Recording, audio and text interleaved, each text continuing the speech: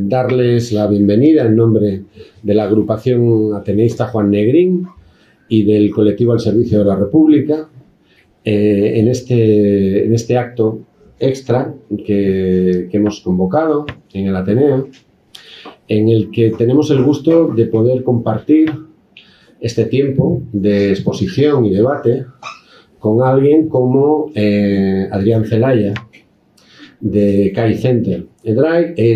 Adrián Celaya se ha hecho famoso, al menos en el mundo virtual y quizá no tanto en lo que no es virtual, gracias a la labor de comunicación que ha estado haciendo en el último año y medio, con una intensa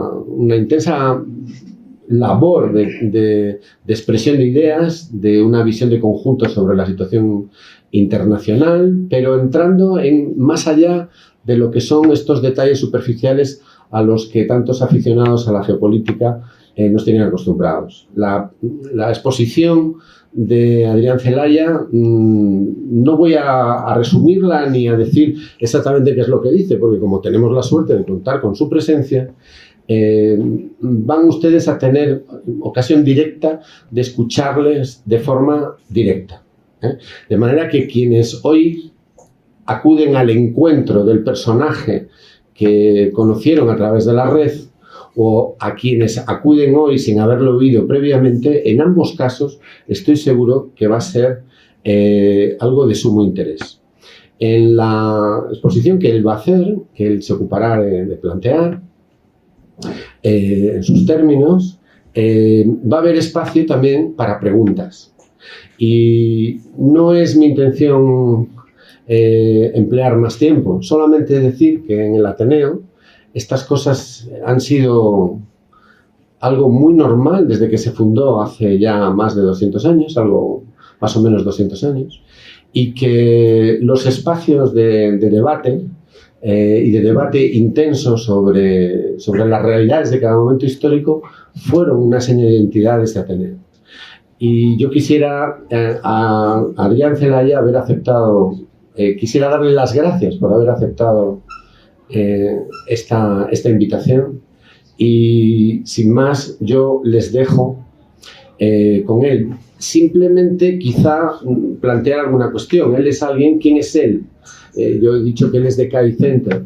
Bueno, Adrián Celaya es alguien que ha estado ligado profesionalmente durante la mayor parte de su vida, de forma muy intensa, al grupo de cooperativas de Mondragón. Ha sido secretario general de la red de cooperativas, ha sido rector de la Universidad de Mondragón, ha llevado adelante distintos proyectos empresariales siempre dentro de la estructura de la red de cooperativas, y concretamente en una unidad que él podrá ocuparse de matizar en su detalle si lo ve conveniente, en la cual ellos ofrecían análisis estratégico de mercados y marcos de país. Lo que pasa es que la forma en la que ellos lo hacían trascendía lo que es el comportamiento al uso de los economistas sistémicos, ¿no? Y de su experiencia, de las conclusiones que obtuvo, del encaje con el que él ofrecía esa explicación, él nos hablará, porque se ha nutrido para lo que él nos va a ofrecer hoy de su experiencia en ese tipo de análisis profesional que estuvo haciendo largo tiempo. Hay muchas más cosas que podemos decir, pero vamos a reservarlas para las preguntas. Así que, Adrián, te dejo con tu público aquí en el Ateneo. Muchas gracias por venir. Adelante.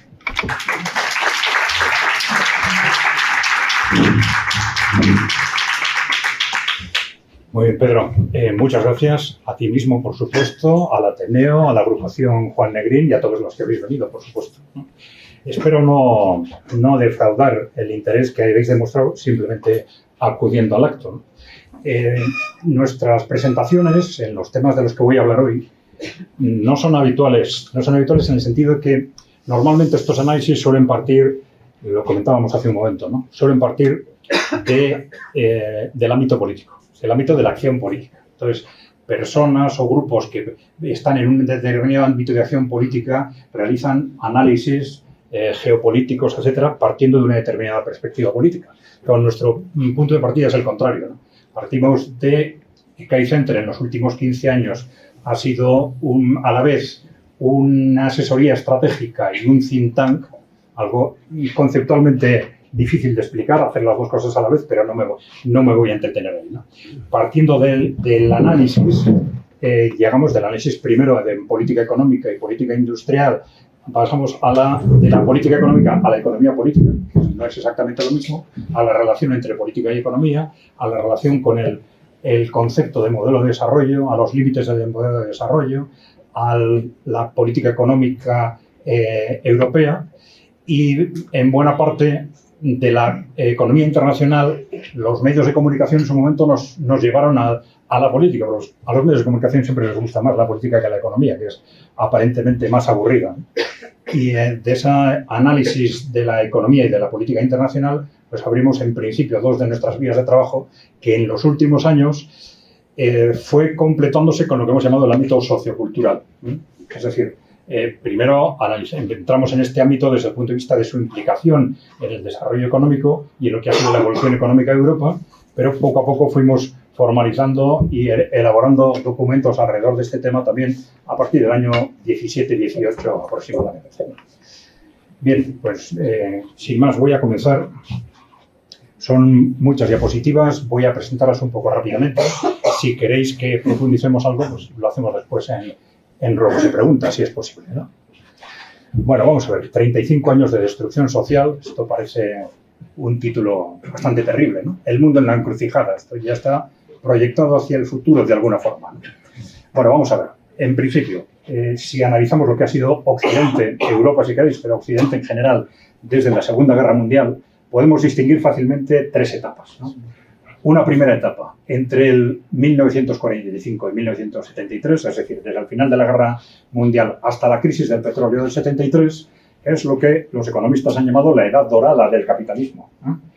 La edad dorada, desde el punto de vista de niveles de crecimiento desconocidos en la historia del capitalismo, normalmente la media de crecimiento en el capitalismo ha sido entre 1,5–2%, y durante estos años se creció a un ritmo del 4% anual en Europa occidental, ¿no?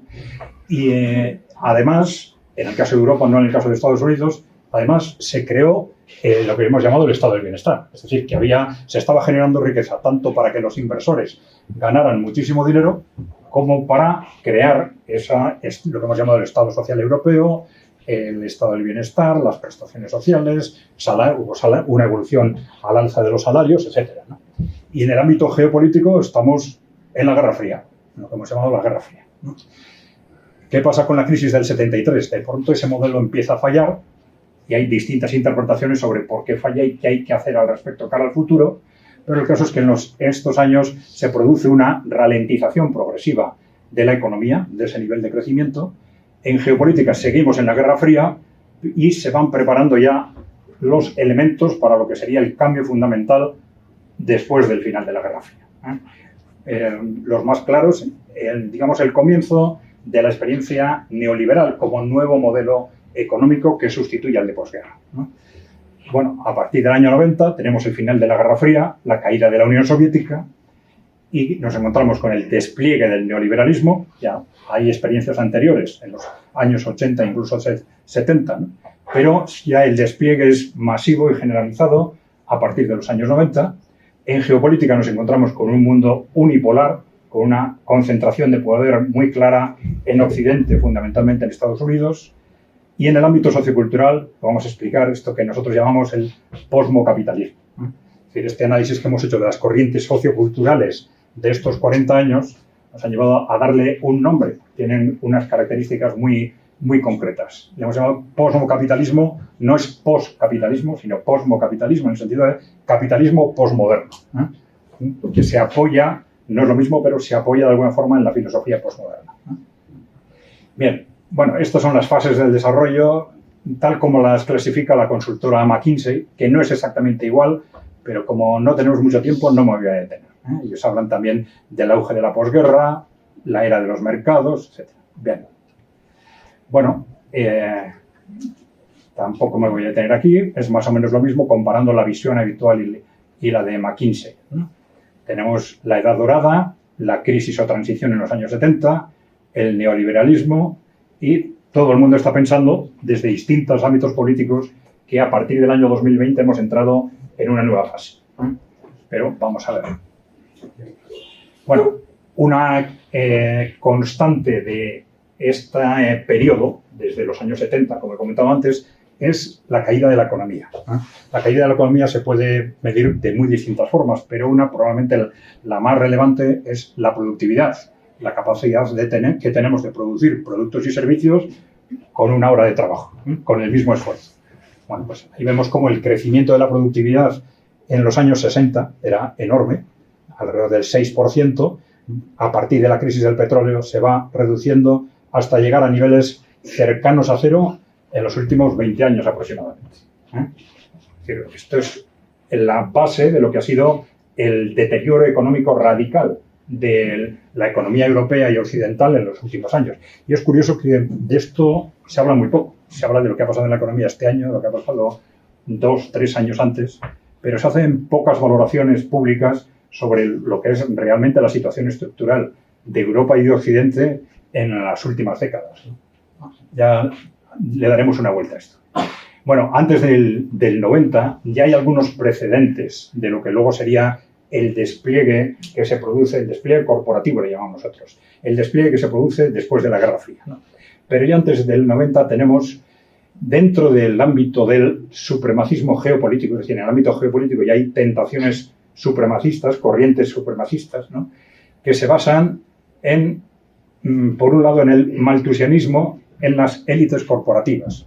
Las élites corporativas llamamos a los grandes centros de poder corporativo, las grandes corporaciones, no todas, ¿no? Sino el núcleo fundamental de carácter corporativo, antes aristocrático corporativo, ahora fundamentalmente corporativo, que se venía apoyando en una ideología, vamos a decir, supremacista, que se venía apoyando en el malthusianismo ya desde hace 2 siglos aproximadamente. El malthusianismo, que es malthusianismo en el cambio entre el siglo XVIII y XIX, Malthus fue un economista británico que teorizó que el ritmo de producción de alimentos evolucionaba muy por debajo del crecimiento de la población y por lo tanto vamos al desastre, ¿no? Bueno, este análisis, que era muy crítico de la evolución de la población, se demostró enseguida que era falso, porque no había tenido en cuenta que la evolución de la tecnología y de la ciencia iba a permitir que la producción de alimentos evolucionara muy por encima de la evolución de la población. Entonces, esas teorías de Malthus desaparecieron, pero el malthusianismo se mantuvo, a pesar de que se había demostrado que la base del malthusianismo era falsa. Y entonces lo que se hizo es soportarlo en otros argumentos. Del malthusianismo basado en la producción de alimentos se pasó al malthusianismo basado en la estabilidad social, es decir, somos demasiados, esto no es mantenible, no es soportable, no es sostenible desde el punto de vista de la estabilidad social y política, hay que hacer algo. Y luego, en el siglo XX, intentaron utilizar, o han intentado utilizar, sobre todo a partir de la Segunda Guerra Mundial, razones de tipo ecológico, para seguir argumentando que somos demasiados. Porque esto está muy relacionado con una mentalidad aristocrática anterior también al siglo XIX, ¿no? Es decir, esta mentalidad de desprecio del vulgo de la plebe, que siempre les ha llevado a pensar que estos del vulgo, aunque a veces les necesitamos, pero son demasiados. Entonces, esa mentalidad no es que fuese realmente tan distinta en los ámbitos aristocráticos y corporativos en el siglo XIX, la diferencia es que se empieza a teorizar alrededor de esto. Se teoriza y se argumenta en los círculos aristocráticos y corporativos que sois demasiados, para sintetizar de alguna forma. Entonces, ese malthusianismo sigue estando presente en las élites corporativas y ya estaba, por supuesto, antes del final de la Guerra Fría, de ese periodo que vamos a analizar especialmente, que empieza con los años 90. Bien, teníamos el tránsito del dominio del Imperio Británico y el colonialismo al neocolonialismo. Ya sabéis que este es el cambio que se produce cuando los países colonizados empiezan a ser independientes políticamente, pero mantienen una sujeción con las anteriores metrópolis, normalmente en base al control de las élites políticas por distintos medios, ¿no? Bien, pero también teníamos algunas teorías relacionadas con estos conceptos malthusianos de carácter muy radical y siempre impulsadas desde ámbitos aristocráticos y corporativos, que habían sido del malthusianismo se pasa a mitad del siglo XIX al darwinismo social. El darwinismo social empieza justo con el darwinismo, es decir, con la teoría de la evolución, a la hora de explicar el origen de las especies. Con esa teoría de Darwin, nada más publicarse el libro El origen de las especies, un año después aproximadamente, empiezan a surgir, incluso en el círculo familiar y de amistades de Darwin, teorías que empiezan a argumentar por qué no podemos aplicar esas teorías de la naturaleza a la sociedad. Si la naturaleza nos dice que los mejores son los que sobreviven y los peores no sobreviven, pues igual esto lo tenemos que tomar como referencia para organizar la sociedad. Eso es el darwinismo social. El darwinismo social que ha impregnado a las élites aristocráticas y corporativas también a partir de entonces. Tenemos el malthusianismo, el darwinismo social, pero luego a partir de esas teorías, y los mismos que habían teorizado sobre el darwinismo social, empiezan a teorizar a finales del siglo XIX sobre la eugenesia. La eugenesia es ya la aplicación práctica de esas teorías, en el sentido, bueno, lo que hay que hacer es que los buenos, entre comillas, se reproduzcan más y los malos se reproduzcan menos. ¿Quiénes son los malos? Pues las razas que no nos gustan, los discapacitados o simplemente los pobres, al final, menos nosotros todos, ¿no? Más o menos. Según el caso, se proyecta en una u otra dirección. Bueno, la eugenesia tiene también este origen. Las teorías racistas, aplicadas de forma muy práctica al colonialismo entonces, pero de los mismos círculos surgen también las teorías ya en los años 20 y 30, las teorías fascistas, nazis, que parten siempre de planteamientos hegemónicos corporativos y aristocráticos. Porque claro, del fascismo y del nazismo conocemos lo que nos dicen las películas, pero no hubieran llegado nunca a nada si detrás no hubiera habido un impulso corporativo para impulsar esos movimientos que responden a una situación de alarma del poder corporativo y aristocrático, si queréis, provocada por dos razones. La Unión Soviética, consideraban el peligro de la Unión Soviética, y un movimiento obrero que entonces era muy agresivo, ¿no? Entonces se crea una situación de alarma. Esto tenemos que tenerlo muy en cuenta porque ahora están también en una situación de alarma por razones distintas, ¿no? Entonces hay que aprender un poco de la historia en ese sentido, ¿no? Bueno, entonces tenemos que estas teorías corporativas que se habían apoyado en el malthusianismo, luego en el darwinismo social, apoyan la eugenesia, el racismo, luego el fascismo, el nazismo. Bueno, en los años todo esto queda desprestigiado de alguna forma a partir de la Segunda Guerra Mundial, pero mantienen, digamos, el supremacismo atlantista, ¿no? Es decir, los países del Atlántico Norte tenemos que tener la supremacía mundial. Eso se mantiene durante la Guerra Fría, digamos. Bien, el neoliberalismo también tiene sus precedentes. Ya hemos dicho que se despliega de forma abierta a partir de los 90, pero se teoriza ya desde los años 30. ¿Qué es el neoliberalismo? Porque esto nos suelen preguntar mucho. ¿En qué se diferencia del liberalismo tradicional? Bueno, pues básicamente, primero, es una teorización que es parte del liberalismo del siglo XIX, pero le añade una teorización en contra de los movimientos sociales, explicando por qué los países socialistas ni funcionan ni van a funcionar, por qué la igualdad es mala para la sociedad y para la economía, por qué la intervención pública es negativa, etc. Todas esas teorizaciones, y también, muy importante, para el desarrollo, digamos, de los intereses sociales, las corporaciones deben tener más poder. Es decir, es un planteamiento muy relacionado con los intereses corporativos frente a, digamos, las teorías liberales tradicionales. Bueno, se teoriza desde los años 30, pero ya se empieza a aplicar de forma intensiva en experiencias concretas en el Chile de Pinochet, y luego en los años 80 con Margaret Thatcher en Gran Bretaña y con Reagan en Estados Unidos. Y luego, a partir de la Guerra Fría, en los años 90, se produce el despliegue a todo Occidente y a una buena parte del mundo. Pero bueno, en el ámbito sociocultural tenemos también precedentes de lo que luego pasa a partir de los años 90. Tenemos lo que nosotros hemos llamado una manipulación del proceso de emancipación de la mujer. Esta manipulación no es nueva, ya tiene su origen desde el principio del siglo XX. No sé si luego vamos a tener tiempo para desarrollar esto, ¿no? Pero, por ejemplo, tenemos los primeros movimientos de planificación familiar con un referente como Margaret Sanger, ¿no?, en Estados Unidos, que fue una persona digamos, muy motivada a impulsar la planificación familiar para mejorar la situación de las familias y de las mujeres. Es decir, está muy relacionado con el movimiento, digamos, de emancipación de la mujer, pero enseguida empieza a ser utilizado por estas corrientes supremacistas, que decían unos tienen que reproducirse más que otros. Y empiezan a utilizar la planificación familiar y a la propia Margaret Sanger a manipularla para desarrollar estas teorías, ¿no? Entonces, esta mujer se la considera a la vez una de los líderes originales del feminismo, pero también estuvo muy relacionada o manipulada, si queréis, por intereses corporativos, incluso por intereses nazis. Están muy relacionados con los primeros movimientos nazis alemanes también, no solo norteamericanos, ¿no? Planificación familiar selectiva. La ideología de género, ahí tenemos, por ejemplo, un referente de Margaret Mead en su momento, fue muy utilizada por la inteligencia militar norteamericana para aplicar esas teorías en poblaciones del Pacífico, ¿no? O el tema, y esto es más interesante, más complejo también, ¿no?, de la explotación laboral femenina. Esto ya comenzó, digamos, con la incorporación masiva de las mujeres al mercado de trabajo, ¿no?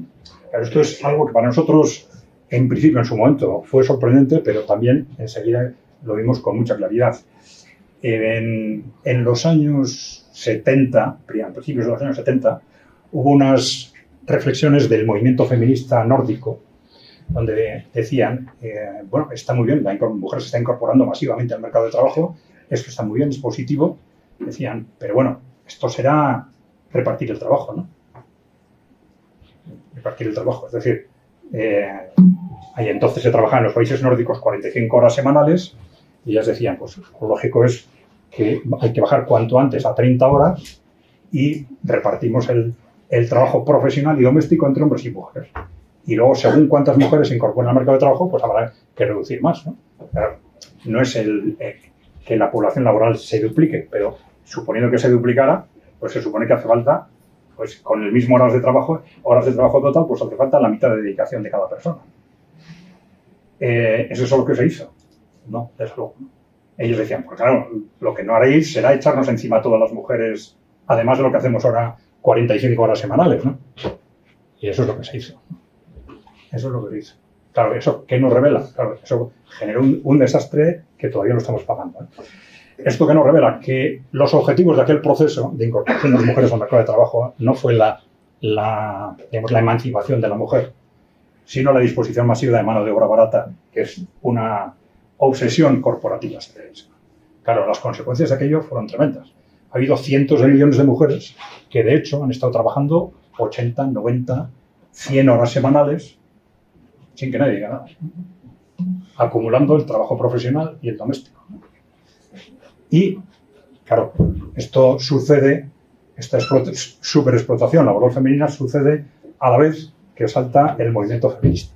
Entonces, parece bastante claro, evidentemente no lo es, pero bastante claro que en buena parte el feminismo fue una forma de despistar a las mujeres de lo que realmente estaba pasando. Bueno, no son las mujeres, porque es que nadie decía nada sobre este tema. Pero bueno, en los años 60-80 tenemos lo que todos pensábamos que era la revolución contracultural, y luego hemos visto que, vamos a decir, en qué medida fue realmente algo surgido de la sociedad y en qué medida fue algo inducido por los servicios de inteligencia, digamos al 50%.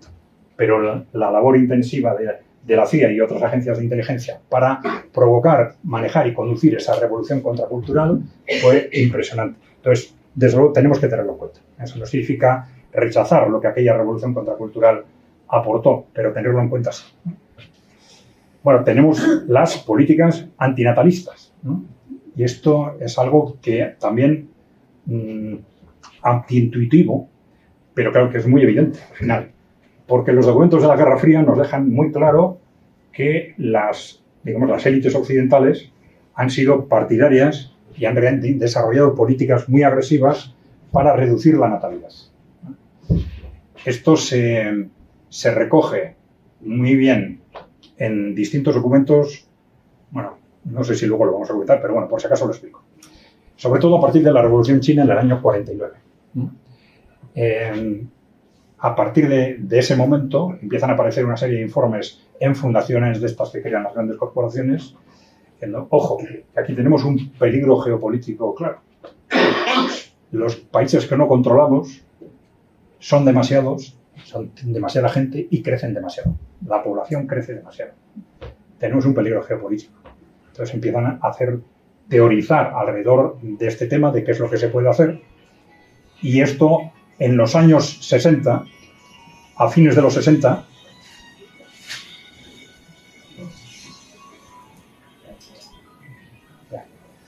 a fines de los 60, esto pasa del ámbito corporativo al gobierno de Estados Unidos. Este es el tema clave. Con el gobierno de Nixon, a partir del 68, y allí, aparte de unas declaraciones muy claras del propio Nixon, tenemos sobre todo el informe Rockefeller del año 72 y el informe Kissinger del 74, que son tremendamente claros. Hay que reducir la natalidad. A veces dicen la población, pero en general dicen reducir la natalidad. Al final es prácticamente lo mismo, pero bueno. Reducir la natalidad. Empiezan argumentándolo alrededor del objetivo geopolítico de que esos países que no controlamos no crezcan tanto, y al final lo extienden también a los países occidentales, con una argumentación un tanto extraña, ¿no? Pero el caso es que plantean que hay que reducir la natalidad de forma general. Plantean distintas medidas para hacerlo, y entre esas medidas, fundamentalmente, pues algunas de las que ya hemos comentado, pero medidas que durante muchas décadas hemos considerado de avance social y que pueden serlo, pero que para ellos no eran de avance social, sino que eran una forma de reducir la población, reducir la natalidad. Estoy hablando, sobre todo, dicen ellos, la incorporación de la mujer al mercado de trabajo, como elemento fundamental para reducir la natalidad. Entonces, si queremos reducir la natalidad en los países que no controlamos, hay que impulsar ya. Evidentemente, este fue una consecuencia evidente y natural de esa incorporación masiva. Las curvas son clarísimas. Hay otros factores detrás de la reducción de la natalidad, pero es casi inmediato esa incorporación masiva de las mujeres al mercado de trabajo y la reducción de la natalidad. Por supuesto, si les echamos a las mujeres 45 horas encima, a partir de ese momento el tener hijos se convierte en una carga para muchos pues cada vez más difícil de soportar, ¿no?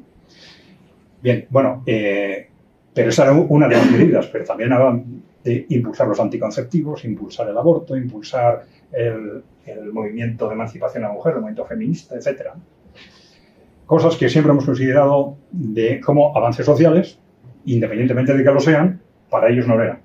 Ellos lo plantean como instrumentos para reducir la natalidad. Y no reducir la natalidad porque sea bueno para la sociedad o para determinados países. No, reducir la natalidad para perjudicar a esos países, para que sean más débiles, precisamente. Esto es importante tenerlo en cuenta. Bien. Y luego tenemos la manipulación de la defensa del medio ambiente. Bueno, evidentemente, el movimiento de la defensa del medio ambiente tiene un origen propio, muy relacionado con la propia industrialización y con los abusos que las empresas industriales realizan pues, a la hora de descargar el impacto de la polución, ¿no?, sobre la sociedad. Pero desde el ámbito corporativo empiezan ahí muchos movimientos de manipulación de lo que ellos llamaban primero conservacionismo, luego ecologismo, etc. Pero esto empieza ya a fines del siglo XIX. Lo que llamaban entonces conservacionismo, el origen del ecologismo en Estados Unidos, parte de un grupo, una persona en concreto muy relacionada con la presidencia de Estados Unidos, que fue a la vez el líder del ecologismo norteamericano y el líder del racismo norteamericano. Curiosamente. A partir de la Segunda Guerra Mundial, movimientos de estos, digamos, supremacistas, corporativos aristocráticos, teorizan que ya con el cambio cultural que ha supuesto la Segunda Guerra Mundial, ya no se pueden utilizar los conceptos que se utilizaban antes, en la época nazi, en los años 20, 30, no se puede hablar de eugenesia, por ejemplo, a la hora de impulsar el control de la población. Entonces, esto hay que trasladarlo al ámbito ecológico. Y empiezan a utilizar, y lo teorizan así, empiezan a utilizar el ecologismo como un instrumento para mentalizarnos de lo de siempre. Sois demasiados. ¿Vale?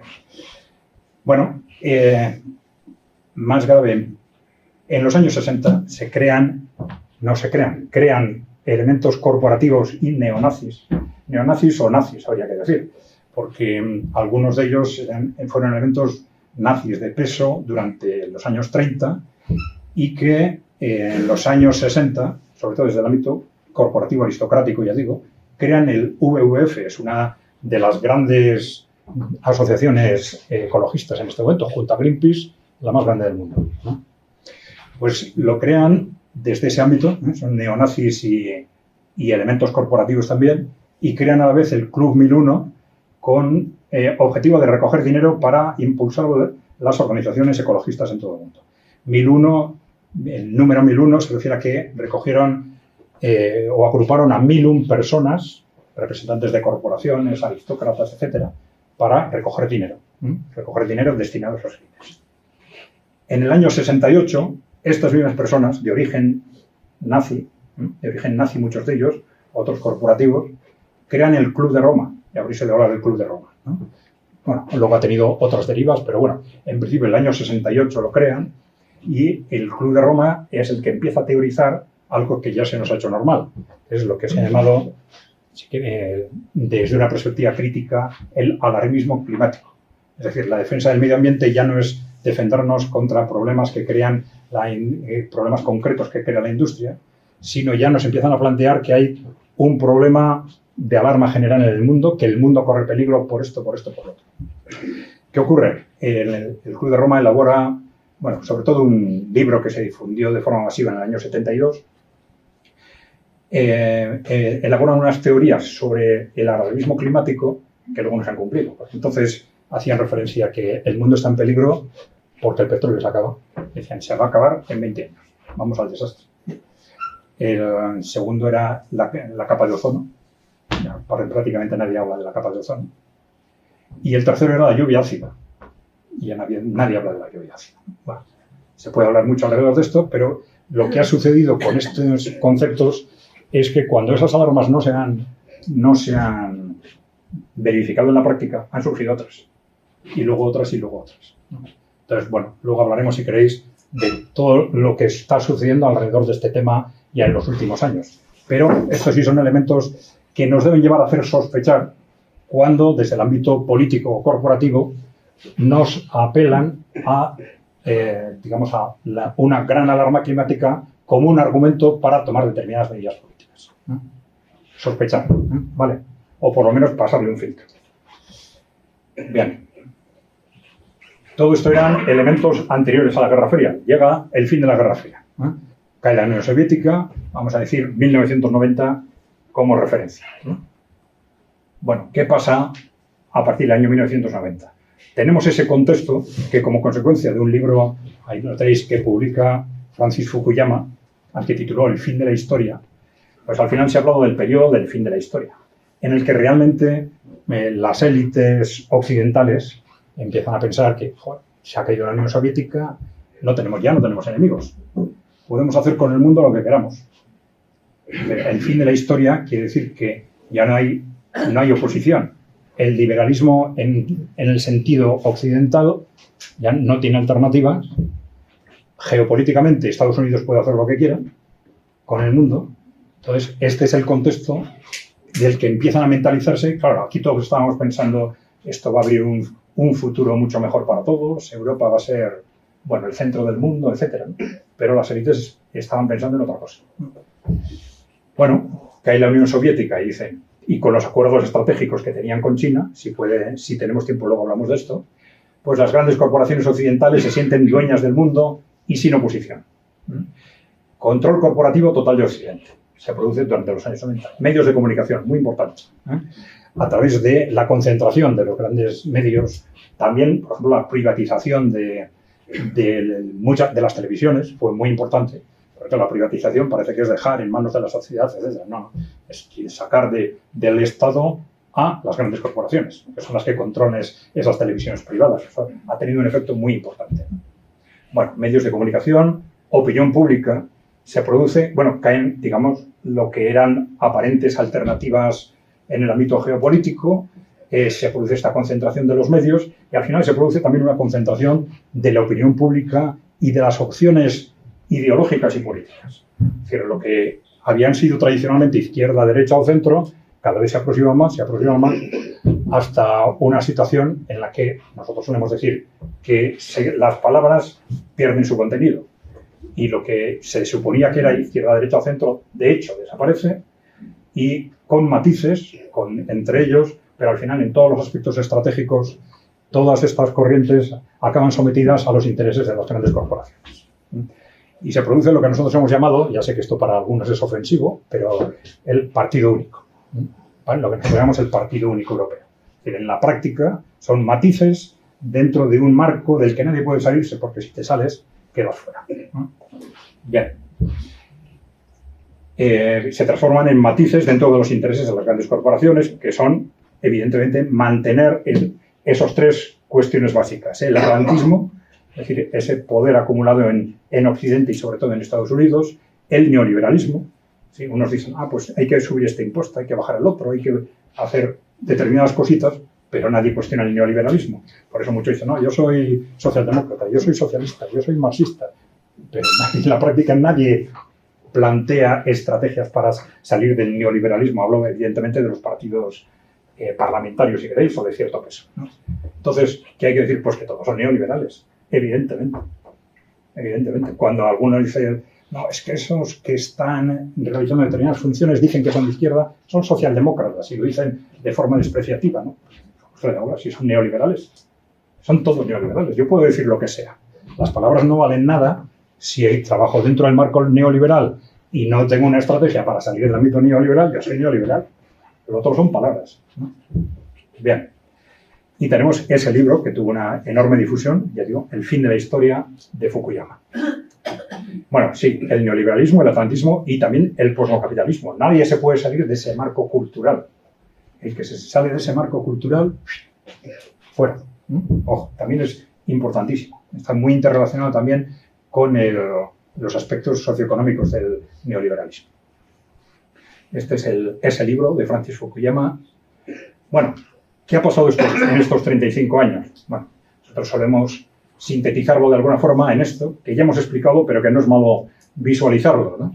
Tenemos 35 años en un triángulo que está marcado en el ámbito geopolítico, por el atlantismo y el globalismo. El globalismo son esas teorías que parten de esas corporaciones que a la hora de diseñar, ya en los años 30, el neoliberalismo, uno de los elementos clave es que dicen geopolíticamente necesitamos instituciones internacionales que debiliten a los gobiernos. El objetivo no es hacer a nivel internacional, sino evitar que los gobiernos hagan. Dicen, porque para que las cosas funcionen, las corporaciones tienen que tener más capacidad de decisión. Y claro, esos conceptos luego hemos visto que lamentablemente se han aplicado de forma casi matemática, en concreto en la Unión Europea, ¿no? Es decir, creamos instituciones internacionales que impidan a los gobiernos hacer determinadas cosas, en teoría para que ellos las hagan, pero en la práctica no las hacen. Esto en el caso europeo ha sido evidente, ¿no? Por ejemplo, en el tema de la política industrial. No tiene sentido que haya políticas industriales distintas, tenemos un mercado único, esto hay que hacerlo a nivel europeo. Pero luego a nivel europeo no se hace. Se ha impedido que los países hagan políticas industriales y luego a nivel europeo no se hace. Eso, claro, pues es inevitable relacionarlo con lo que habían teorizado los primeros teóricos neoliberales, ¿eh? Es decir, que eso tiene que ser así para que las corporaciones tengan mayor margen de decisión. Bueno, el globalismo al final lo que está planteando es un mayor poder corporativo a través de instituciones internacionales que debiliten a los gobiernos, ¿no? A los gobiernos nacionales, si queréis. El ámbito económico, el neoliberalismo, que ya hemos explicado, al final, detrás del neoliberalismo, en el ámbito económico, lo que hay es, desde un punto de vista de justificación económica, ¿no? Es que las inversiones sean más rentables. Este es el concepto básico. En los años 70 la economía cayó porque las inversiones habían dejado de ser rentables. Si las inversiones no son rentables, no se invierte. Si no se invierte, la economía no funciona. Y esto era verdad, que la economía no estaba funcionando. Pero lo que hicieron a partir de ese momento, prácticamente todo lo que es el neoliberalismo, son medidas que no se hacen simplemente para fastidiar. Se hacen siempre para que las inversiones sean más rentables. Bajar impuestos a las grandes empresas, debilitar los sindicatos, debilitar la normativa laboral, los instrumentos de globalización, la disposición masiva de mano de obra barata. Todas esas medidas están siempre enfocadas a que las inversiones sean más rentables. Pero bueno, y así todo no ha funcionado. Eso ya lo vamos a ver. Y luego tenemos en el ámbito sociocultural el posmocapitalismo, eso que en los últimos años se está llamando capitalismo woke, que llaman algunos, pero eso algunos han dicho que podría ser lo mismo, pero esto hace más referencia a la evolución de los últimos años, que puede ser, según cómo se presenta, una radicalización del posmocapitalismo en determinados espacios. Bueno, aquí tenéis, esto es en el año 90, desde el ámbito geopolítico, esto fue un tema muy importante, el Tratado 2+4, que fue el que dio lugar a la reunificación de Alemania. Algo que fue una auténtica revolución conceptual en Europa. Todos pensábamos, a partir de la unificación alemana, las perspectivas de ampliación hacia el este, 500 millones de personas, con el nivel tecnológico que tenemos, nos vamos a comer el mundo. Europa se va a hacer el líder del mundo, seguro. Pues luego va a pasar todo lo contrario. Pero entonces esa expectativa se estaba creando. Bueno, este es Wolfowitz, el autor de la doctrina Wolfowitz, que aplicó lo que hemos comentado en el ámbito geopolítico. La doctrina Wolfowitz teorizaba que, bueno, pues, como hemos dicho antes, que al final Estados Unidos ahora puede hacer lo que quiera, no tenemos más enemigos, no tenemos por qué frenarnos a la hora de actuar como nos frenábamos durante la Guerra Fría. Podemos intervenir donde nos dé la gana. Y podemos intervenir preventivamente, aunque no nos hayan hecho nada, pero con el argumento de que nos pueden hacer en un futuro. Y curiosamente, bueno, plantean toda esa estrategia de hegemonía mundial por parte de Estados Unidos.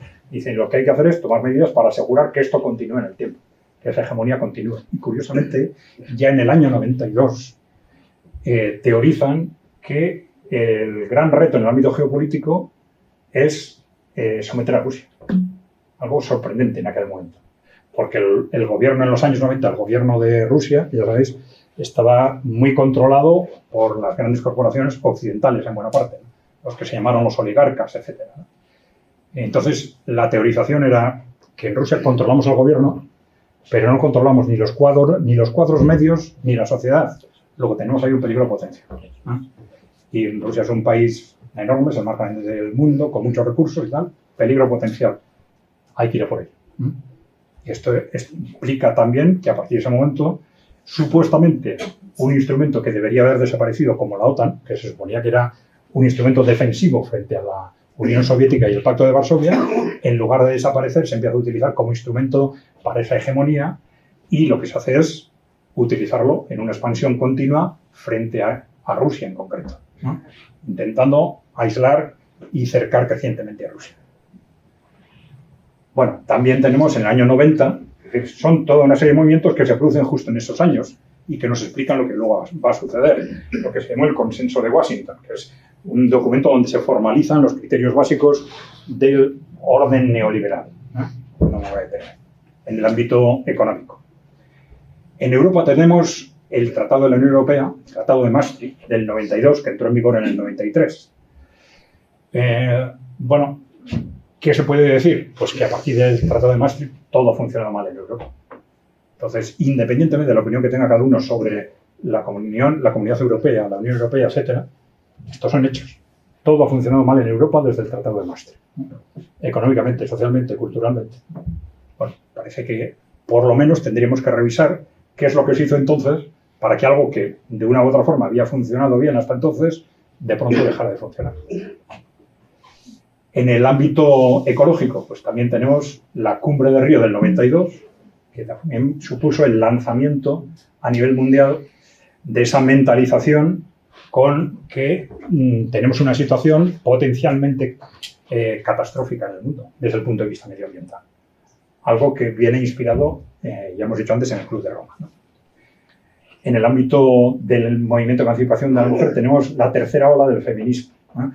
Que algunos han relacionado con la individualización del feminismo. El feminismo se aparta de las reivindicaciones, digamos, más colectivas socioeconómicas para entrar en reivindicaciones más individuales, etc. Algo muy en consonancia con los intereses corporativos, por supuesto. Bueno, muy importante. Desde el punto de vista sociocultural, hemos dicho que nosotros le estamos llamando a esta evolución sociocultural de estos años el posmocapitalismo. Esto es la vertiente, si queréis, la vertiente sociocultural del neoliberalismo. Y le llamamos el asalto a la razón. ¿Por qué? Porque muchas de las corrientes que se han desarrollado durante estos años, se basan en la manipulación de realidades en base a instrumentos fundamentalmente mediáticos, también educativos, etc. pero tiene una base filosófica, que es el posmodernismo, que también, no quiero cuestionar el posmodernismo en su conjunto, porque también tiene vertientes artísticas y tal, en las que no me quiero meter, ¿no? Pero digamos que se utiliza el posmodernismo para justificar el cuestionamiento de la razón como instrumento para interpretar la realidad. Esto es muy importante. Y además, entre las referencias de los filósofos posmodernos se utiliza a Nietzsche y a Heidegger. Y tampoco quiero cuestionar a Nietzsche y a Heidegger, porque tienen muchas otras cosas, pero los utilizan para justificar esto, precisamente. A la hora de acercarse a la realidad, la razón es un instrumento, pero es más importante las emociones, las sensaciones, las imágenes, ¿no? Con argumentaciones muy similares a las que utilizaron el fascismo y el nazismo en su momento. También apoyándose en Heidegger y en Nietzsche. Y esto no es casualidad. ¿Por qué no es casualidad? Porque ese alejamiento de la razón es lo que interesa a los que tienen el poder cuando quieren actuar de forma distinta, cuando quieren separarse de los intereses generales. Cuando queremos analizar la realidad y tomar decisiones en función del interés común, del bien común, queremos analizar las cosas como son. Basarnos en la razón siempre tiene sus límites, ¿no? A partir de los cuales tienes que utilizar pues, la intuición, etc. Pero de ser posible, nos apoyamos en la razón porque queremos analizar realmente las cosas como son, porque es lo que necesitamos para saber qué hacer en base al interés común. Pero si tú tienes intereses distintos de los de la población y controlas los medios de comunicación, controlas la industria cultural, en cierta forma la educación, tú puedes incidir en los valores de la gente, puedes incidir en la interpretación de la realidad. Y entonces, de ahí que ese mensaje de que olvídate de la razón, fíjate en esas campañas que hacemos por televisión, en lo que te decimos en las películas de Hollywood, ¿no? Eso es una cuestión clave desde el punto de vista del interés corporativo y en su momento aristocrático. Por eso lo utilizan en los años 20 y 30 para impulsar el fascismo y el nazismo. Esto es absolutamente irracional, pero déjate de llevar por la emoción. Y lo utiliza el posmodernismo y luego, si queréis, el posmocapitalismo, manipulando también al posmodernismo, si queréis, para distorsionar el análisis objetivo de la realidad. Entonces, lo que hacen es esto que llamamos el posmodernismo corporativo o posmocapitalismo, ¿no?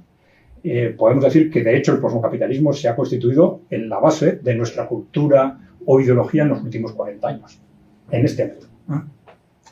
Ese posmocapitalismo ha subsumido progresivamente nuestra cultura e ideología en el conjunto de Occidente. Digamos, Europa occidental, América en su conjunto, porque América Latina también culturalmente es muy, muy occidental, ¿no? Independientemente del rechazo creciente a estas ideas en los países emergentes y países en desarrollo en Asia y en África.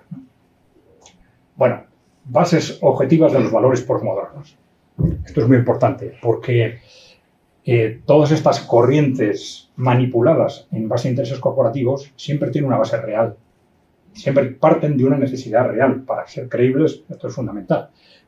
Parten de una necesidad real, pero lo que hacen es manipular esas necesidades reales. Por ejemplo, el proceso de emancipación de la mujer era una necesidad real.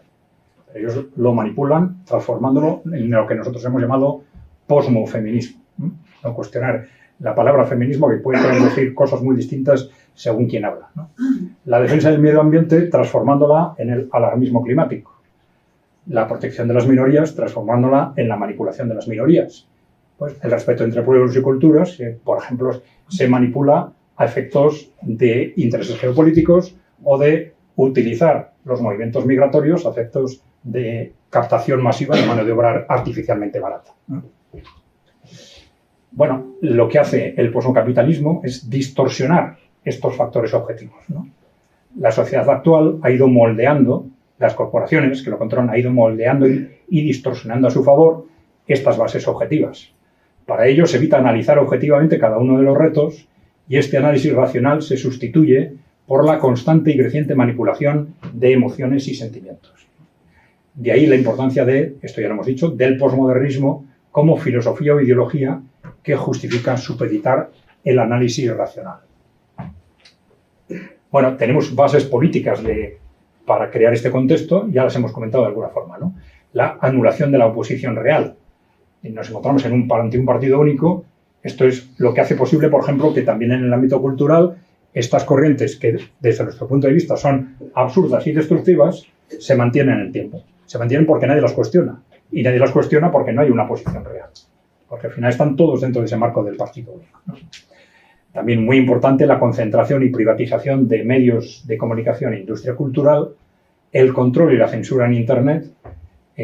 Bueno, esto ha tenido distintas fases, ¿no? No sé si vamos a tener tiempo de explicarlo porque se nos está yendo el tiempo, ¿no? Pero bueno, la primera fase es cuando a principios del siglo XX, y esto lo teorizan también las grandes corporaciones, ven que tienen el control de los grandes medios de comunicación, pero que hay una parte muy minoritaria de la población, pero creciente, que se les puede estar escapando a través de Internet. Entonces empiezan a poner en marcha, por ejemplo, las redes sociales, que siempre han sido proyectos mixtos entre corporaciones y servicios de inteligencia. Pues fueron, en primer lugar, un instrumento de intentar controlar Internet. No lo consiguen y en una segunda fase pasan a instrumentos de censura.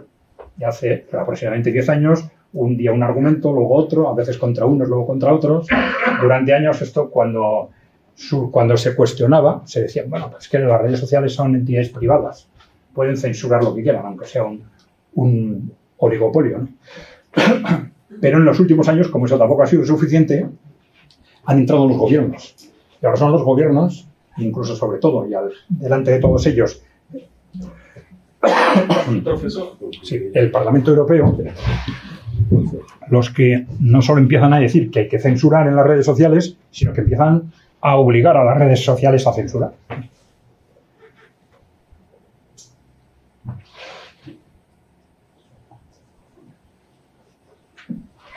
Bueno, vamos a ver eso a dónde nos lleva, ¿no? Y tenemos este asalto a la razón, fundamental para hacer posible que ideas que pueden ser absurdas, destructivas, etcétera, se mantengan en el tiempo, ¿no? Bueno, una clave de este asalto a la razón, por ejemplo, y de esta falta de información, ha sido que la sociedad no sabe realmente qué es lo que ha pasado estos 40 años. Lo vamos a comentar en el ámbito económico. No se sabe realmente cuál es la desastrosa situación de Europa. Se habla de lo que ha pasado este año, de lo que ha pasado el año anterior, pero la situación estructural no se desconoce porque no se habla de ella. Bueno, esto no me da tiempo de comentarlo todo, pero bueno, tenemos los retos sociales reales que comentábamos a la izquierda, la manipulación posmocapitalista, los instrumentos de manipulación, ¿no?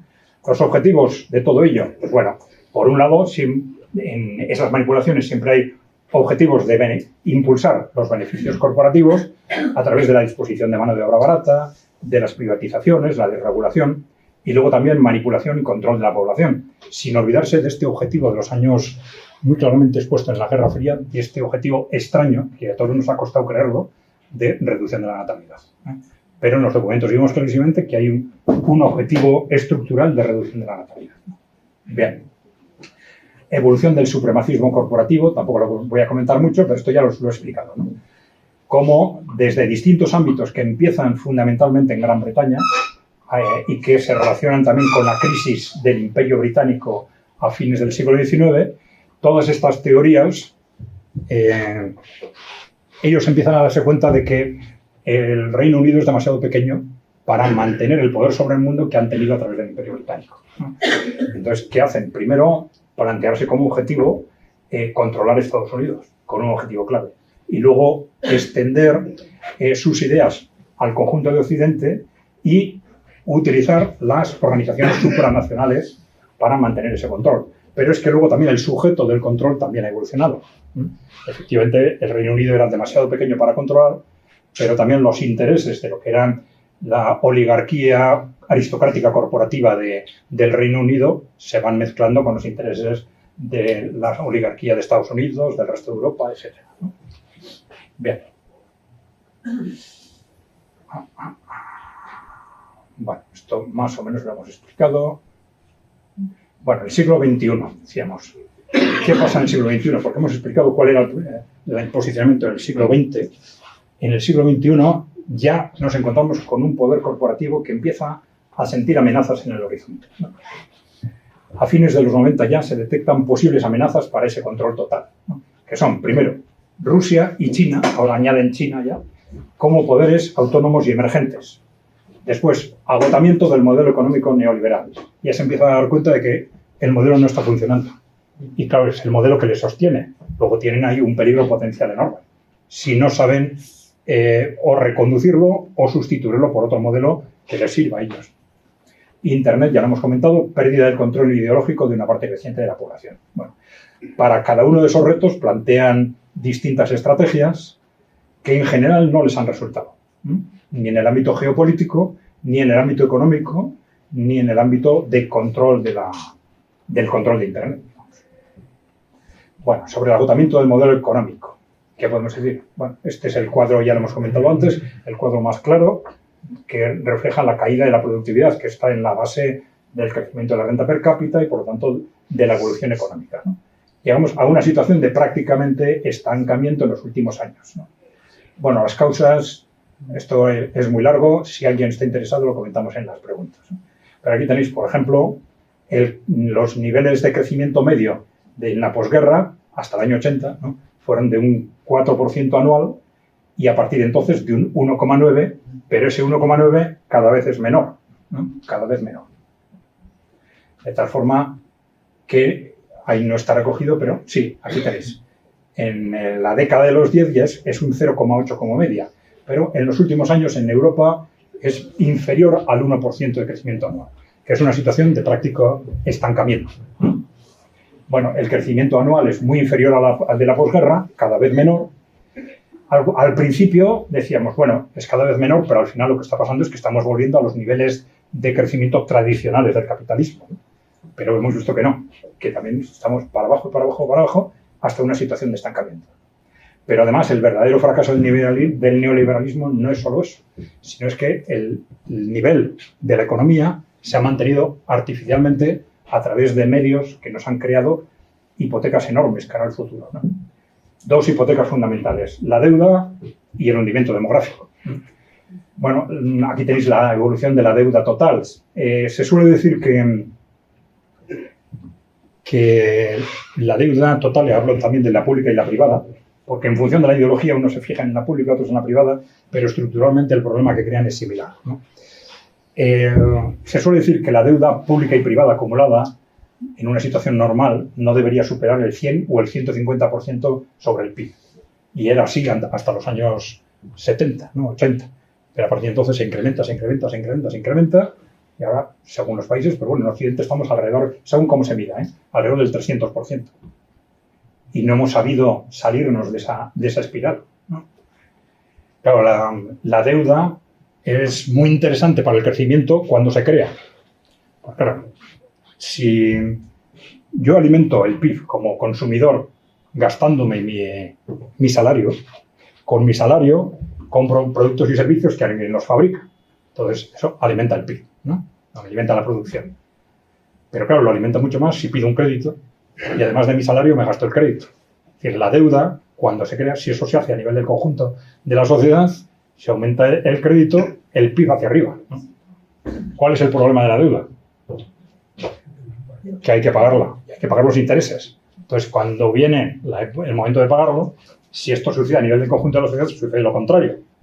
Contracción, ¿no? De la economía. Entonces, ¿qué hemos hecho estructuralmente? Pues cada vez que nos encontrábamos con esa situación, compensarlo con más deuda. Y más deuda, y más deuda, y más deuda, ¿no? Bueno, esto no es...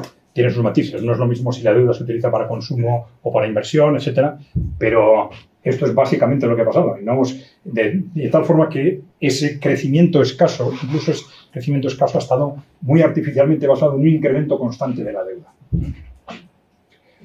Bueno, aquí tenéis la deuda total de Estados Unidos y de Europa, ¿no? Bueno, esto es lo mismo, pero aquí tenéis cómo el incremento del PIB per cápita en la Unión Europea en las últimas décadas ha sido inferior al 1%, es lo que hemos comentado antes.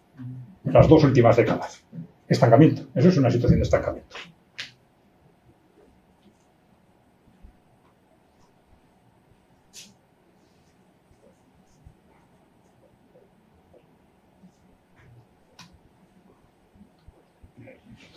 Algo hecho mal aquí.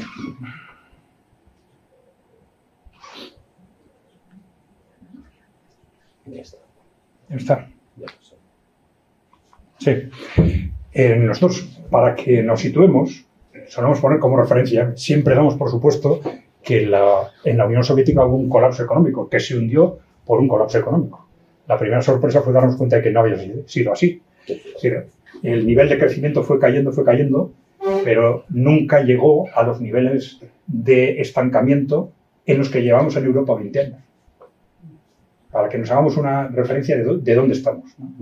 La diferencia es que en nuestro caso tenemos unas élites políticas tan alineadas con el modelo y el sistema que, a pesar de todo esto, no se ha cuestionado nada. No se ha cuestionado el modelo, no se ha cuestionado la estructura política. Pero esto es la realidad en la que estamos. Bien, bueno, el neoliberalismo está agotado por todo ello. Como no hay tiempo, no me voy a extender, ¿no? Esto es importante que haya consenso alrededor de esto, porque hace unos años eran los críticos del neoliberalismo los que decían que el modelo está agotado. Pero ahora ya son las multinacionales, son las grandes constructoras internacionales. Ojo, que es una cosa distinta, es que el neoliberalismo está agotado y otra cosa que el capitalismo esté agotado. Es distinto. El neoliberalismo es, si queréis, uno de los modelos del capitalismo que en teoría podría ser sustituido por otro modelo capitalista distinto. Pero que el neoliberalismo está agotado, yo creo que ya hay un consenso entre los analistas prácticamente total. Lo que no hay es, evidentemente, es qué hay que hacer frente a esto. Bueno. Necesitamos un nuevo modelo, eso está claro. Bueno. El consenso generalizado, pues tenéis el año 2020, desde el Foro Económico Mundial y desde otros foros se lanzó ese modelo de capitalismo inclusivo que, como modelo alternativo al actual, que es un modelo más corporativo, digamos, ¿no? El informe McKinsey del año 2022, necesitamos un nuevo modelo más intervencionista. También el informe Draghi del año pasado, si necesitamos un nuevo modelo también más intervencionista, ¿no? Bueno, el reto de los países emergentes, porque esto ha sido una cuestión clave en las últimas décadas, ¿no? Tenemos un desplazamiento claro de la economía hacia el este. Ahí tenemos dos razones, porque siempre nos quedamos en la primera, ¿no? La primera razón es el renacimiento de China y de Asia en general, pero la otra es la decadencia de Occidente.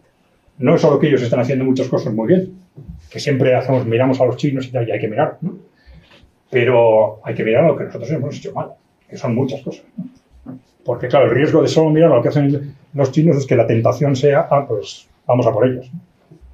No, el problema es, lo primero que tenemos que hacer es intentar solucionar lo que estamos haciendo mal nosotros. Cara al futuro no se trata solo de qué van a hacer ellos, sino de qué vamos a hacer nosotros. Pero bueno, aquí tenéis pues un cuadro donde, esto creo que son los años 22-23, pero bueno, como referencia, ¿dónde está creciendo la economía? China, India, Estados Unidos, ahí tenéis, ¿no? Pero bueno, para hacernos una idea de hasta qué punto el nuevo crecimiento se está produciendo en Asia, con lo cual las tendencias son impresionantes en ese sentido, ¿no? Es decir, la aportación de Asia al crecimiento global, pues también tenéis entre el 70 y el 80%. Bien, la diferencia entre los países emergentes y los países avanzados está, por supuesto, en el nivel de crecimiento. Ellos están creciendo en PIB mucho más rápido, ¿no? Como consecuencia, el peso en el PIB, en el caso de los países avanzados, en estos 30 años ha bajado del 63 al 40 y en los países en desarrollo ha subido del 36 al 60. Bueno, este es también el peso de las economías avanzadas, como ha bajado hasta el 40%. Pero bueno, detrás de esto hay muchas cosas. Una muy importante es la inversión, porque la inversión es una referencia muy clara del dinamismo de una economía. Si las empresas no invierten en una economía, la economía no va a funcionar. Y esto es lo que está pasando. Esto es lo que está pasando. En Europa y Estados Unidos se invierte cada vez menos. Hay una curva a la baja de la inversión. O sea, aquí tenéis la inversión en China y la inversión en Europa y Estados Unidos, ¿no? Hay otros argumentos, pero es muy importante quedarnos con esa idea, ¿no? De que la inversión, detrás de esa evolución de la productividad, hay un hundimiento de la inversión. Bueno, la inversión también tenéis aquí en los países emergentes y en desarrollo y en los países avanzados. Nuevas patentes. Los países que más invierten en nuevas patentes. Si tenéis China, la diferencia entre China por un lado y Japón y Estados Unidos por el otro. Es algo abrumador, pero claro, las patentes nos dicen dónde va a estar el crecimiento del futuro, el desarrollo tecnológico, etc. El esfuerzo en investigación y desarrollo, pues ya tenéis a China. Bueno, China es la línea azul y Europa es la línea marrón, digamos, marrón-naranja. Como en el año 2012 China ya superó la media europea y siguen hacia arriba. Y Europa está estancada. Esto es lo mismo, el gasto en I+D, como China va hacia arriba y cada vez más cerca de Estados Unidos. Muy importante. Ahora estamos, se supone, en la cuarta revolución industrial. Llevamos casi 10 años hablando de que el futuro es la cuarta revolución industrial. Y en Europa hablamos, pero donde invierten en la cuarta revolución industrial es en Asia. Y en China sobre todo. Hay distintos elementos dentro de la cuarta revolución industrial, pero uno que está perfectamente medido es la robotización industrial. La utilización de robots en la industria. Ahí tenéis dónde se están utilizando. Ahí tenéis cómo han pasado entre el 2017 y el 2021. China ha pasado de 97 a 322, dejando atrás a prácticamente todos los países avanzados, excepto Japón y Alemania. Y estamos hablando... Corea del Sur, sí, perdón. Estamos hablando de un país de 1.400 millones de habitantes en el que todavía esto se consigue gracias a las regiones avanzadas. Porque todavía hay muchas regiones que ya han superado, como se suelen decir ellos, la extrema pobreza, las situaciones con riesgo de hambre, etcétera, pero todavía hay muchas regiones en situación de pobreza. Y así todo ya están por encima de Europa en muchos ámbitos. Stock operacional de robots industriales. Pues, ¿dónde están colocados los robots industriales? Ahí tenéis. Europa en naranja, en gris América del Sur y del Norte y Asia en azul. Pues esto nos está diciendo la productividad del futuro dónde va a estar. Instalación de robots industriales. Japón, Estados Unidos, Corea del Sur, Alemania y China. Estos días, no sé si habéis leído las declaraciones de los empresarios norteamericanos que visitaron China, visitaron las fábricas chinas. El presidente de Ford dijo que nunca había estado en algo tan humillante, viendo el nivel de robotización de las fábricas chinas de automoción frente a las de Estados Unidos. Pero claro, es que esto nos está diciendo el futuro de la economía dónde está. Bueno, tenéis países, aquí tenéis dibujado en azul o en rojo, en función de cuál es el país que más peso tiene en las importaciones de cada país. El año 2000, en azul, cuando el mayor peso lo tenía Estados Unidos, y en rojo en los países en los que mayor peso lo tiene China. Tenéis la diferencia entre el 2000 y el 2020. Está España, ¿eh? España estaba rojo. Está rojo, sí. Bueno, de esto no voy a hablar mucho, porque bueno, habréis oído hablar del proyecto de la nueva ruta de la seda, que ahora en Europa está estancado. Está estancado como consecuencia del cambio geopolítico, la guerra en Ucrania. Bueno, es un proyecto de comunicaciones partiendo de China hacia Europa, también hacia el sur de Asia, África, etc. Comunicaciones de todo tipo. Ferrocarril, carretera, telecomunicaciones, etc. Entonces se está desarrollando en toda Asia y ahora está detenido en Europa por el cambio geopolítico fundamentalmente. Bueno, muy importante como referencia de lo que está pasando en el mundo, ¿no? Y a tener en cuenta el peso de las empresas públicas, ¿no? Para nosotros fue un tema también muy interesante y sorprendente, ¿no? Porque durante muchas décadas hemos estado dando por supuesto que las empresas públicas no funcionan. Se decía, se repetía y nadie lo cuestionaba, ¿no? Y de pronto vemos cómo las empresas públicas están teniendo cada vez más peso. Cada vez más peso. Desde el año, a nivel en las multinacionales, de un 5% el año 2000 a cerca de un 20% ahora. Pero no se incrementa el peso en los países avanzados, que está alrededor del 3,5%, ¿no? sino ¿dónde? En los países emergentes, sobre todo China, claro. Y les está funcionando. Y en muchos sectores se están haciendo con el control a nivel internacional gracias a empresas públicas. Y le están funcionando bien y tiene un peso líder en la economía, no mayoritario, pero sí líder en la economía de muchos de esos países. No tenemos tiempo de profundizar en esto, pero sí creo que es un punto de referencia que nos debería llevar a replantearnos todo lo que durante 30 años hemos pensado sobre cuál puede ser o no puede ser el papel de la empresa. Bueno, aquí tenéis el peso, por ejemplo, de los bancos públicos. En los países emergentes son prácticamente en todos ellos mayoritario. Bancos públicos. En Bielorrusia, 66%, China, 80%, India, 62%, Irán, 80%, Rusia, 70%, aproximadamente. Bueno, este peso de los países emergentes está muy relacionado no solo con la economía, también con la geopolítica, evidentemente.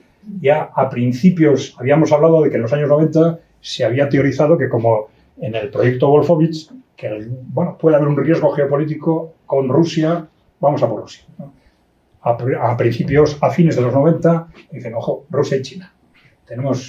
Hay otros informes, pero el informe del proyecto para el nuevo siglo americano, sobre todo reconstruyendo las defensas de Estados Unidos, ya nos dice, aquí tenemos un reto fundamental para asegurar que Estados Unidos, a ellos Estados Unidos no les importa nada, están hablando de los que controlan Estados Unidos, evidentemente, para que Estados Unidos siga controlando el mundo durante el siglo XXI, que es la amenaza de Rusia y la amenaza de China. Bueno, ¿qué hacemos para hacer frente a esto? Bueno, plantean una serie de medidas que tenían relación fundamentalmente con la desestabilización de los países musulmanes, destrucción de algunos de ellos, y a partir de las regiones musulmanas de Rusia y de China, desestabilizar Rusia y China. Es decir, el argumento era, tanto Rusia como China son potencias nucleares, no podemos ir directamente contra ellos. Hay que utilizar otro tipo de medios. Bueno, aquí tenéis, ya lo hemos comentado, pues la expansión de la OTAN hacia Rusia, que era algo con lo que en principio Rusia no había contado, pero que queda muy claro ya a lo largo de la década de los 90. Algo similar, pero de otra forma, claro, intentan hacer con China, creando un cinturón de aliados de Occidente contra China, digamos. Tenemos un nuevo equilibrio militar muy importante que se va asentando durante estas décadas, ¿no? Vamos a decirlo rápidamente. En fuerzas convencionales podemos decir que parece que hay un balance todavía a favor de Estados Unidos. Estados Unidos parece ganar en capacidad global, China cada vez más cerca de Estados Unidos y Rusia con más capacidad de concentrar esfuerzos y campañas. Pero hay que tener en cuenta que los objetivos son diferentes, porque Estados Unidos, con su ejército, ha tenido que mantener la hegemonía global, entre otras cosas, 800 bases en el extranjero, ¿no? Mientras que Rusia y China se han especializado en defender su territorio y el entorno, ¿no? Lo cual, desde luego, evidentemente, exigen menos recursos, ¿no? Pero luego tenemos el tema de las fuerzas estratégicas o nucleares. Lo anterior eran fuerzas convencionales. Y la sorpresa de estas décadas han sido la sorprendente ventaja tecnológica de Rusia en el ámbito estratégico nuclear, ¿no? El balance parece estar claramente a favor de Rusia. Tenemos la alianza estratégica cada vez más clara entre Rusia y China. Tenemos un factor, que puede plantear ciertas dudas sobre la guerra en el espacio, que es lo que va a darle sí a efectos de este equilibrio. Y luego siempre la posibilidad de que existan capacidades desconocidas que no las conozcamos hasta que estalle, esperemos que nunca, un conflicto, ¿no? Bien, dentro de lo que ha sucedido en estos 25 años es que no solo Occidente ha desarrollado esas estrategias contra Rusia y China, sino que el enfrentamiento de Rusia y China con Occidente ha sido cada vez más claro, ¿no? Los puntos de partida, la llegada del grupo de Putin al poder en el año 2000, clarísimamente. Pues claro, Putin rompe con esa oligarquía que estaba muy vinculada a Occidente, les echa del poder, se inicia lo que hayan llamado la revolución Putin y empieza toda una serie de medidas antioligárquicas dentro de Rusia y a nivel global. Y en China, muy importante para sintetizar, la llegada de Xi Jinping al poder en el año 2012. A ver, China tenía acuerdos estratégicos muy importantes desde los años 80 con las grandes corporaciones norteamericanas, que tenían, desde la perspectiva de Estados Unidos, o de estas corporaciones, tenían el objetivo de llegar a nuevos mercados, disponer de mano de obra barata y además de un contrapeso frente a la Unión Soviética. Entonces era muy importante. Y desde el punto de vista de China, pues, y luego lo utilizaron fenomenalmente bien, es pues, un instrumento para acelerar nuestra industrialización, ¿no? Entonces, esa colaboración funcionó muy bien durante 20, 30 años aproximadamente, pero ya a principios del siglo XXI, dentro del gobierno y del Partido Comunista Chino, pues hay corrientes que empiezan a cuestionar esto, diciendo, bueno, sí, en el pasado ha funcionado muy bien, pero a las corporaciones hay que ponerles límites porque si no, nos van a comer, si no se van a hacer con el país. Y esa corriente que cree que hay que poner límites a las corporaciones es la de Xi Jinping, que llega al poder en 2012. Entonces ahí empiezan a aplicarse políticas para apartar a las corporaciones de los elementos de poder que habían conseguido hasta entonces, para limitar su actuación de las corporaciones chinas y de las multinacionales también. Entonces esto va creando una desconfianza creciente con Occidente. Bueno.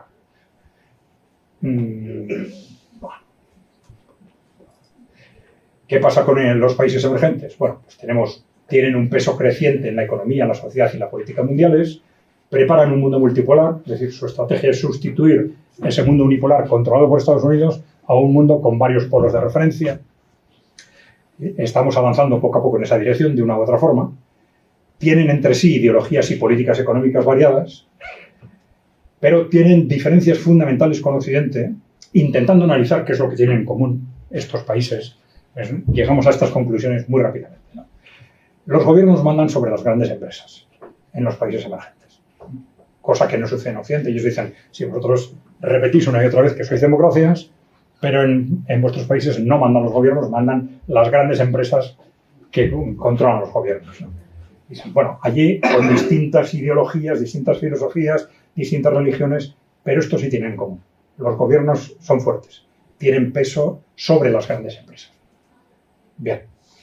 Claro, esto les da una enorme capacidad, relacionada con lo que hemos comentado antes, de analizar con objetividad qué actividades deben gestionarse a través de empresas públicas y cuáles a través de empresas privadas, en función del interés general.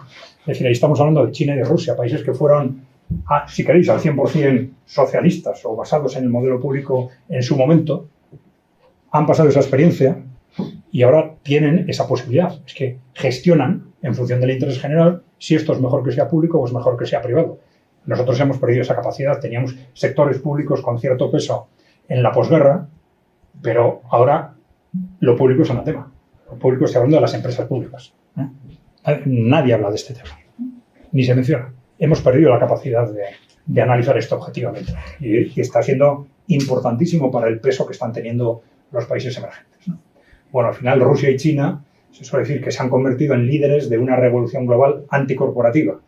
Se decía, bueno, que China está siendo el líder del frente económico y Rusia el líder del frente militar o político dentro de esa estrategia. Aunque esto puede cambiar con los años. Pero bueno, como una referencia de esa revolución Putin en Rusia, pues tenéis lo que sucedió en el caso del sector bancario. Con la Unión Soviética el 100% era público. En los años 90, cuando está Rusia en manos de estos oligarcas aliados con las corporaciones occidentales, se produce una privatización masiva hasta el 36% aproximadamente. A partir de la revolución Putin empiezan a impulsarse el peso de lo público, ahora está alrededor del 75%. Pero es que lo mismo ha pasado en los sectores estratégicos y en esa dirección van en un camino paralelo, si queréis, al de China. Es decir, dando un peso muy importante al sector privado, pero con un liderazgo público fundamental en el sector financiero, en los sectores estratégicos y en los sectores intensivos en capital, ¿no? Y luego detallamos esto si queréis. Bueno, China ya lo hemos dicho, cada vez más lejos de los intereses de las grandes corporaciones. 10 minutos. Vale. Bueno. Tenemos, ya sabéis, esto es muy importante, ese ámbito de los países emergentes se ha ampliado progresivamente y de forma muy radical, curiosamente, a partir del año 2022. A partir del año 2022, con el estallido de la guerra en Ucrania y las políticas de sanciones, curiosamente se obliga a los países a posicionarse a favor o en contra de la política de sanciones. Y esto ha generado el efecto contrario, que la generalidad de los países emergentes y en desarrollo se han posicionado claramente a favor del bloque emergente. Y de alguna forma lo que hemos hecho es crear un nuevo telón de acero, pero para encerrarnos a nosotros mismos, a Occidente, frente al resto del mundo. Entonces, lo que eran en principio los países China, Rusia, luego los BRICS, pues ahora es una dinámica en la que la generalidad de los países, bueno, cuando digo emergentes y en desarrollo, estoy partiendo de la clasificación que se suele utilizar en economía, ¿eh? Es decir, estamos hablando de los países avanzados occidentales por un lado, los países emergentes, Rusia, China, India, el sudeste asiático, y los países en desarrollo, los que no llegan al nivel de los países emergentes, sobre todo en África, algunos países de Asia o Latinoamérica.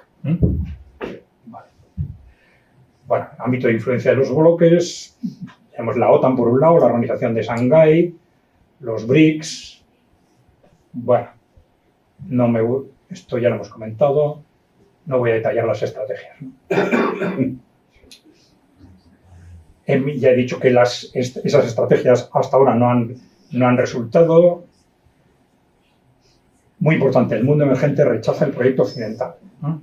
Y lo rechaza en distintos ámbitos. Rechaza, evidentemente, el atlantismo y el globalismo. No la globalización. Ojo, la globalización es el fenómeno económico. Ahora, China, lógicamente, es el que más apuesta por la globalización porque es el que más la rentabiliza, ¿no? Pero sí el globalismo, ¿eh? Como esa teoría corporativa de cuestionamiento de las naciones y de los estados. Rechazan el atlantismo y el globalismo, rechazan el neoliberalismo, tienen modelos muy intervencionistas con un peso muy importante de lo público, etc., ¿no? Y rechazan el posmocapitalismo, es decir, en el ámbito sociocultural, pues por decirlo suave, se ríen de nosotros, ¿eh? Con nuestras teorías sobre el medio ambiente, sobre la emancipación de la mujer, etc. Bien. El mundo emergente, esto es importante, apuesta por la razón. Acordaros de lo que hemos dicho antes. Ellos están manteniendo de alguna forma, en paralelo si queréis, no porque sean herederos, lo que había sido una tradición occidental durante mucho tiempo, ellos mantienen esa apuesta por la razón que nosotros de alguna forma la hemos perdido en los últimos 40 años.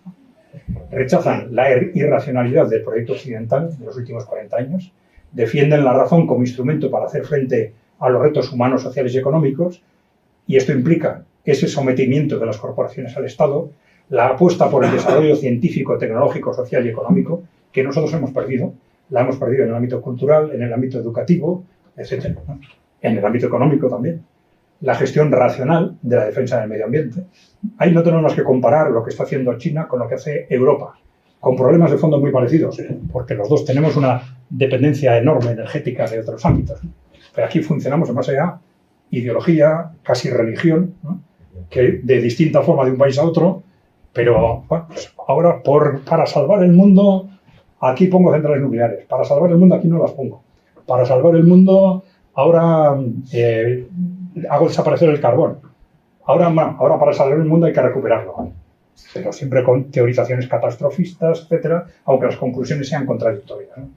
Chile hace con problemas de fondo muy similares, pero bueno, apuesta a todo. Apuesta a las energías renovables, apuesta al carbón, apuesta al petróleo, apuesta absolutamente a todas las opciones, a la energía nuclear, evidentemente.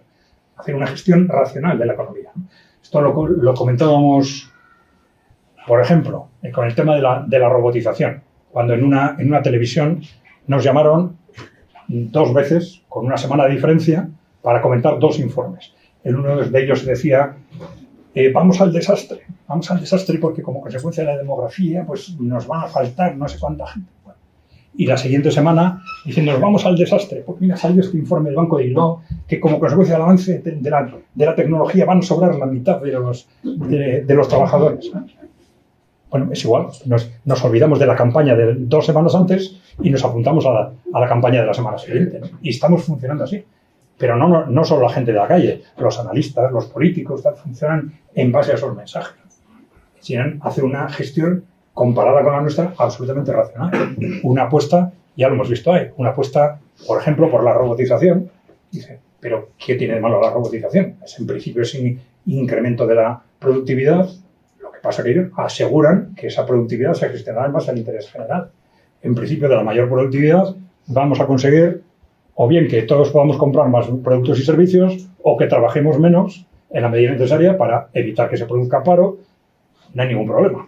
Aquí, por supuesto, nadie menciona que si hay un problema porque con la robotización sobran trabajadores, pues basta con reducir el tiempo de trabajo, ¿no? Nadie menciona eso, claro.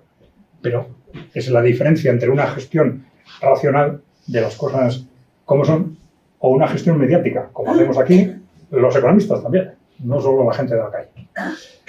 Bueno, gestión racional de los aspectos del capitalismo, etc. Bueno, y tenéis cómo Putin más de una vez dialécticamente también se ha enfrentado, en este caso, a la ideología woke, pero al conjunto del posmocapitalismo, ¿no? Dice, es una locura que está destruyendo Occidente. Bueno, tenemos en Occidente también fuerzas anticorporativas que parten, por un lado, digamos, no sé cómo llamarlo, el nacionalismo conservador, ¿no? En Estados Unidos y Europa occidental, que se están enfrentando al neoliberalismo en el ámbito sociocultural, de alguna manera, ¿no? Pero también desde una perspectiva emotiva, no racional, ¿no?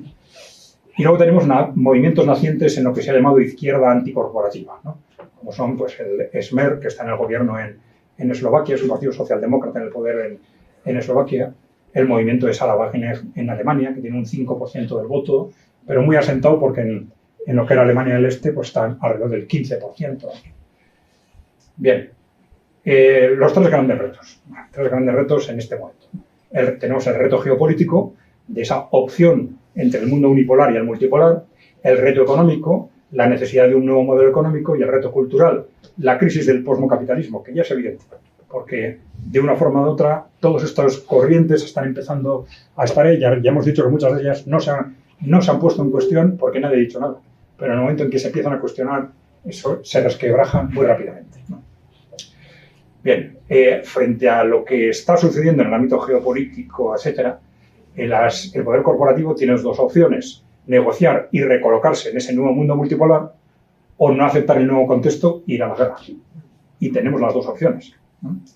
Algunos dicen que lo que está pasando, por ejemplo, en Estados Unidos, desde el punto de vista geopolítico, responde a esto. Un sector realismo, que dicen que parte de las teorías realistas de Kissinger, que sería el trumpismo, que está apostando porque no se puede, de hecho, ir a la guerra contra Rusia y contra China, y hay que recolocar a Estados Unidos con el mayor poder posible, pero recolocarla en ese contexto multipolar, y los que defienden que hay que defender el poder mundial a toda costa y ir a la guerra. Bueno, nosotros creemos que todo esto va a estallar muy rápidamente, ¿eh? Por los argumentos que os he dicho. Y ese muy rápidamente en los próximos años. Bueno, y muy especulativamente nos hemos atrevido incluso a poner fechas. Pero bueno, es una especulación, pero nos puede reflejar hasta qué punto estamos cerca de esto, ¿eh? La estimación es que, bueno, ya tenemos un cuestionamiento progresivo de este modelo en los tres ámbitos.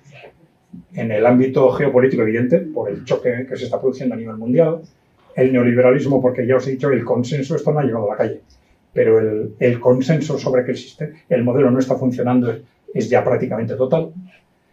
Pero luego tenemos el cuestionamiento progresivo en los medios, que creemos que va a empezar ya, en cualquier momento.